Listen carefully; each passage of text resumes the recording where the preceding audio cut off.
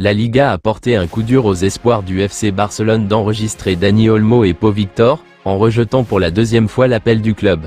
Les géants catalans avaient tenté de enregistrer le duo, qui avait initialement été enregistré dans le cadre d'un accord temporaire en raison des contraintes financières de la Liga sur le club. Cependant, la Liga a refusé de bouger, invoquant un manque de garantie financière.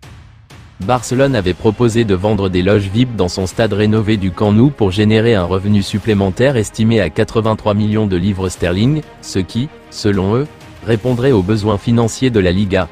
Cependant, cette proposition a été rejetée, ne laissant au club d'autre choix que de porter l'affaire devant les tribunaux. Ce rejet est un revers important pour Barcelone, qui comptait sur la disponibilité d'Olmo et de Victor pour la seconde moitié de la saison. Barcelone n'a pas encore reçu les 28 millions d'euros correspondant à une partie du paiement pour la vente de certains sièges VIP au Camp Nou. Cet argent est crucial pour permettre au club de revenir à la règle du fair play financier 1 sur 1 en Liga. Certaines sources en Espagne ont commencé à rapporter que l'argent était arrivé après qu'une agitation ait été remarquée dans les bureaux du Barça, où Joan Laporta et ses directeurs étaient réunis. Cependant, Gérard Romero affirme que Laporta rafraîchissait le mauvais site bancaire, ce qui a conduit à une fausse alerte. Aucun argent n'était arrivé.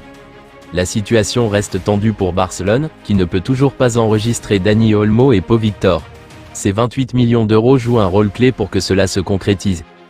Cependant, le Barça affirme avoir envoyé les documents justificatifs pour l'enregistrement de ces joueurs, que la Liga serait en train d'examiner. La Liga a accepté de permettre au FC Barcelone d'enregistrer les nouvelles recrues Olmo et Pau Victor, ouvrant ainsi la voie à l'intégration du duo dans l'équipe. Selon certaines informations, la Liga a accepté l'argument du FC Barcelone selon lequel l'article 130 du règlement ne devrait pas s'appliquer dans ce cas, car le licenciement des joueurs était dû à des facteurs indépendants de la volonté du club.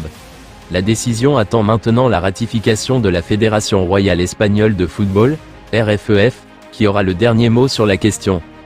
Marcus Rashford a rejeté une offre exorbitante de 42 millions d'euros par an pour rejoindre la Saudi Pro League, selon Sky Sport et d'autres sources. Selon Diario Sport, Rashford ne veut jouer que pour un grand club comme le Barça. D'autres grandes équipes européennes ont déjà montré de l'intérêt pour signer Rashford. La presse anglaise rapporte que Naples serait prêt à accepter de l'argent plus Rashford en échange de Victor Osimhen. Si Rashford devait obtenir ce qu'il souhaite et signer pour le Barça, il devrait accepter une réduction salariale massive. Le Barça ne peut pas se permettre son salaire actuel à Manchester United, où il a été mis à l'écart par le nouveau manager Ruben Amorim. Hansi Flick, l'entraîneur du Barça, a fait part de son mécontentement alors que Dani Olmo n'est toujours pas inscrit pour la deuxième partie de saison. Hansi Flick n'a pas pu éviter le sujet chaud du moment. Depuis le passage à la nouvelle année, le Barça fait face à une énorme complication. En effet, Joan Laporta n'a pas pu présenter les garanties financières nécessaires à la Liga pour enregistrer Dani Olmo et Pau Victor pour la deuxième partie de saison. Et si l'écurie catalane continue d'afficher son optimisme dans ce dossier, rien ne peut jusqu'à présent affirmer que les deux joueurs pourront bien porter le maillot des Blaugrana dans les mois à venir, et cela même s'il était présent lors des entraînements depuis le 1er janvier. Face aux médias, Hansi Flick n'a d'ailleurs pas hésité à faire part de son mécontentement face à cette situation.